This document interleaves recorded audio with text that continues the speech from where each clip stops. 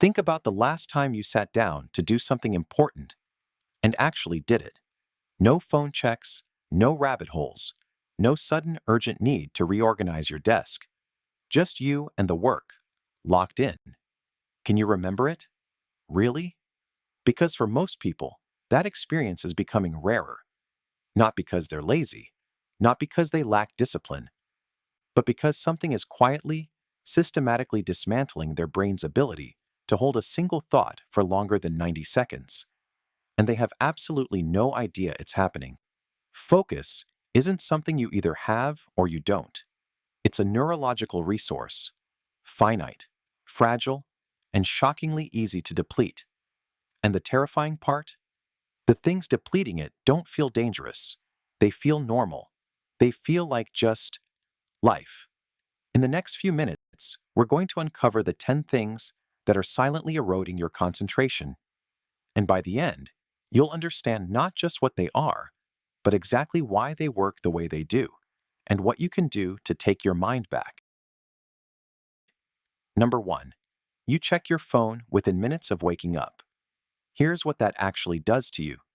Neurologically, your brain, in the first 30 minutes after waking, is in a state neuroscientists call the hypnopompic state.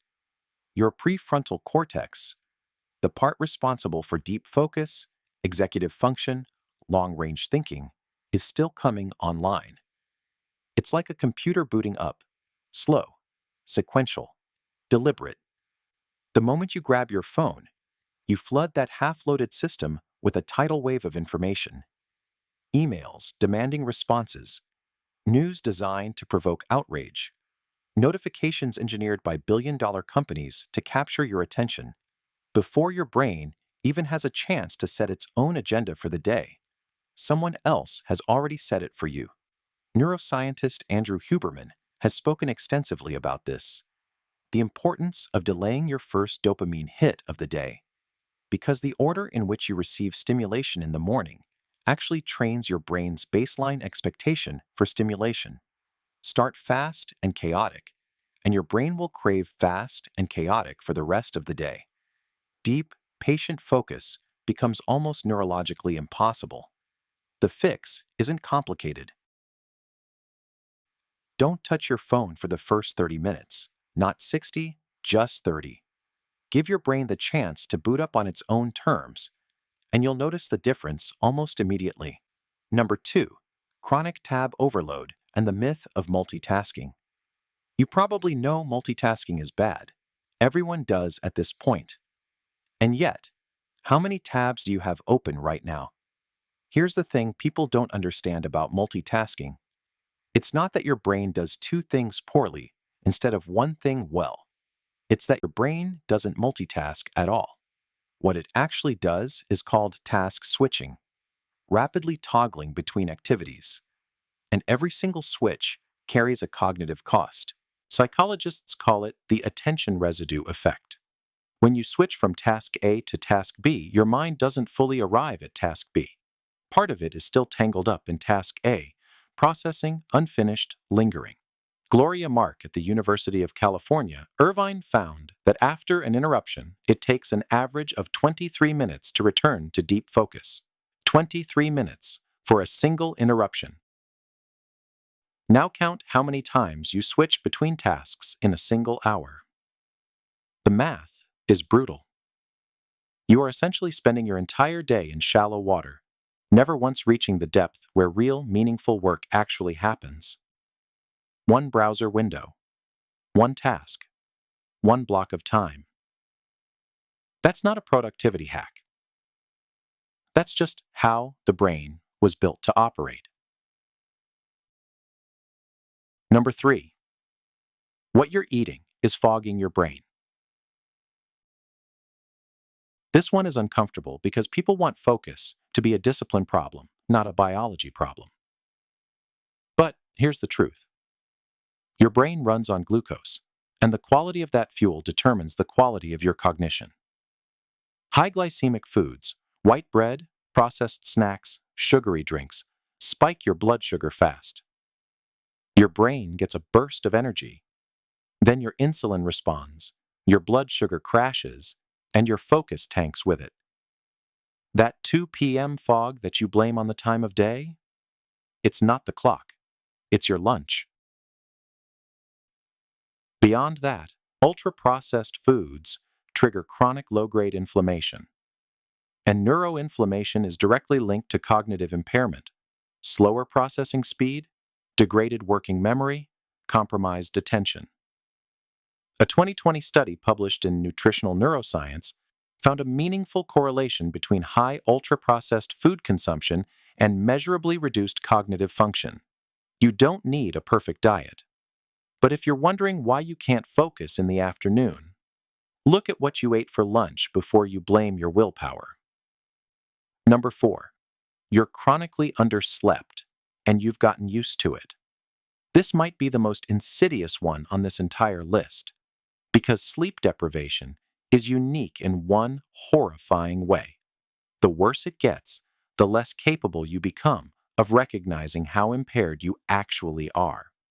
Researchers at the University of Pennsylvania found that subjects who were restricted to 6 hours of sleep per night for 2 weeks performed as poorly on cognitive tests as subjects who had been kept completely awake for 24 hours. But, and this is the part that should unsettle you, those same subjects reported feeling only slightly sleepy. They had lost the ability to accurately assess their own impairment. Your prefrontal cortex, again, the seat of your attention, your impulse control, your decision-making, is the first region to suffer from sleep deprivation and the last to recover. You cannot focus your way out of a sleep debt. You cannot caffeinate your way out of it either. Coffee blocks the receptors that detect adenosine, the chemical that makes you feel tired. But it doesn't eliminate the adenosine. The debt is still there.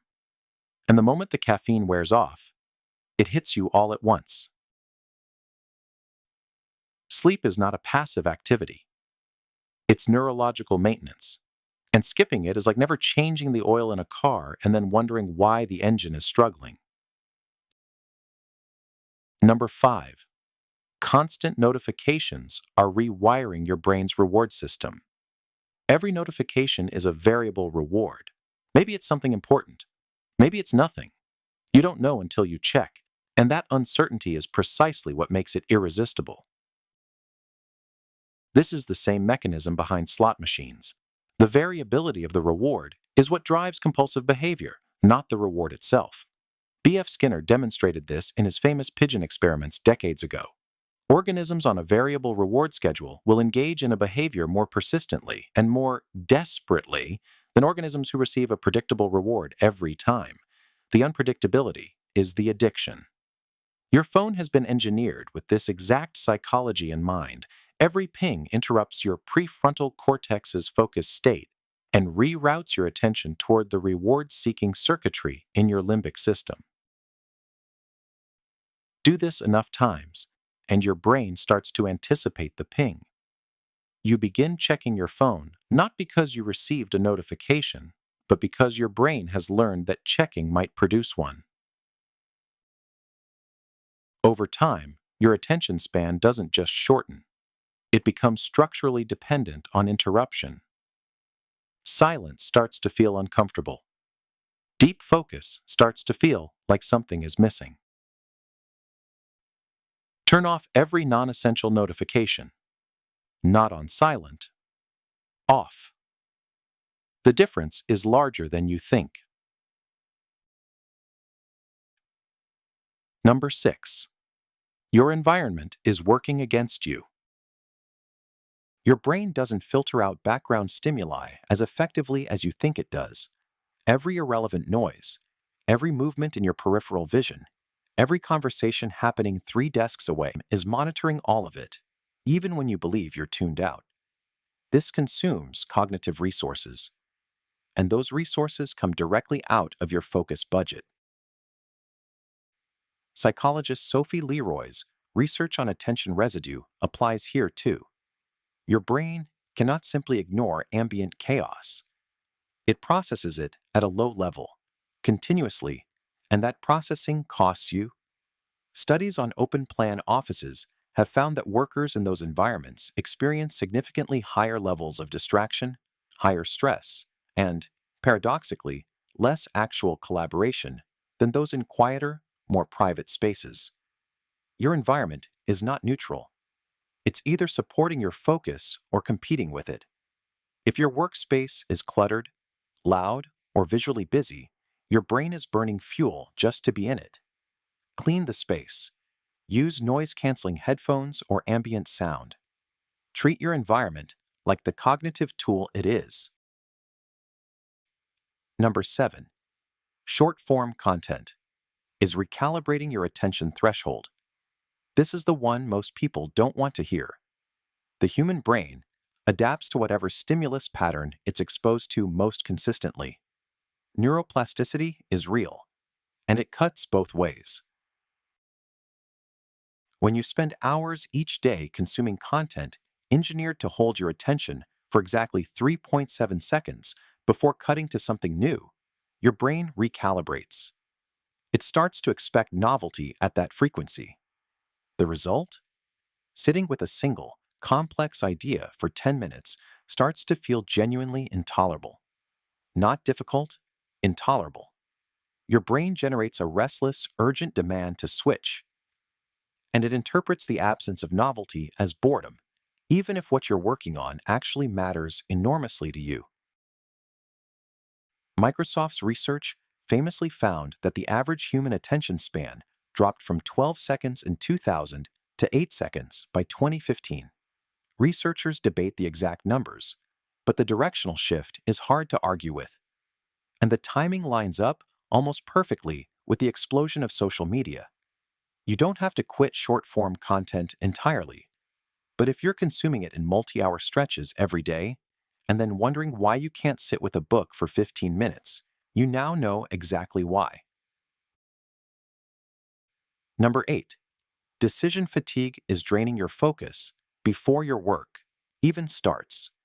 Every decision you make, every single one, no matter how small, draws from the same cognitive reservoir that powers your focus. This is not a metaphor. It's measurable neurological resource depletion. Roy Baumeister's ego depletion research showed that the quality of human decision-making deteriorates predictably over the course of a day as cognitive resources are spent. And here's what makes this particularly damaging. Trivial decisions cost almost as much as significant ones. What should I wear? What should I eat? Should I reply to this email now or later? Should I take this call? What should I make for dinner? Every micro decision, dozens of times before noon, quietly bleeding you dry. By the time you sit down to do the work that actually matters, your focus isn't just reduced, it's already spent. This is why high performers obsessively reduce decision load. Steve Jobs and the black turtleneck. Barack Obama and the two suit colors. It's not vanity, it's cognitive conservation. Automate the unimportant so your mind can actually show up for the important. Number 9. Sedentary behavior is starving your brain of the chemistry. It needs to focus. Your brain doesn't operate in isolation from your body. What happens from the neck down has a direct, documented effect on your cognitive capacity. And most people are making this mistake every single day. Physical movement triggers the release of BDNF, brain-derived neurotrophic factor, which neuroscientist John Ratey has called miracle grow for the brain. BDNF supports the growth of new neurons, strengthens neural connections, and dramatically improves both memory and attention. Exercise also elevates dopamine, norepinephrine, and serotonin, the exact neurochemicals that regulate focus. When you sit completely still for hours at a time, blood flow to the brain decreases, neurotransmitter levels flatten, cerebral glucose metabolism, essentially your brain's ability to use the fuel it has, slows down. You don't need to run a marathon. 20 minutes of moderate intensity movement has been shown to produce immediate improvements in executive function and sustained attention. A walk, a brief jog, anything that gets your heart rate up. Do it in the middle of your workday and watch what happens to your afternoon focus. Number 10. Unresolved mental loops are hijacking your bandwidth. This is the one nobody talks about, and it might be the most damaging of all. Psychologists call it the Zeigarnik effect, the brain's tendency to obsessively return to unfinished or unresolved tasks. Bluma Zeigarnik discovered in the 1920s that waiters could perfectly recall every detail of orders they hadn't yet delivered, but forgot them almost instantly the moment the order was fulfilled. The brain holds open tabs for incomplete things, and those tabs run constantly in the background, consuming working memory and fragmented attention.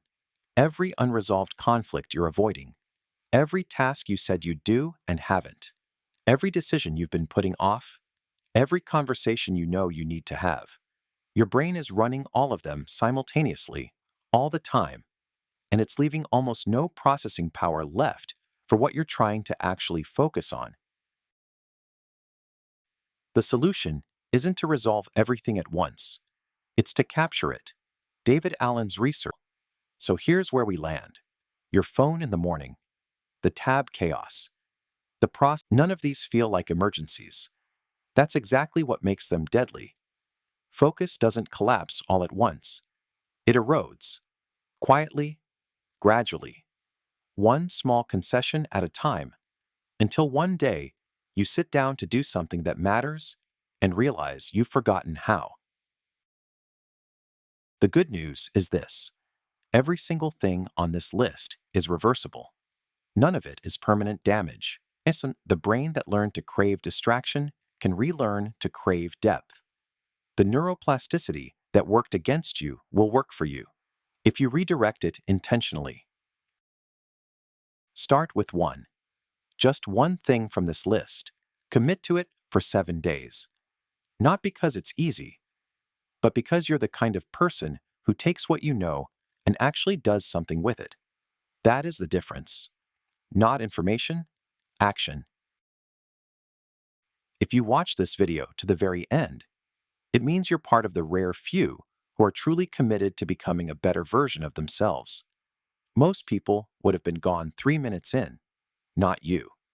If you found value in this, like and subscribe, because the next video is going to show you something about your own psychology that you won't be able to unsee.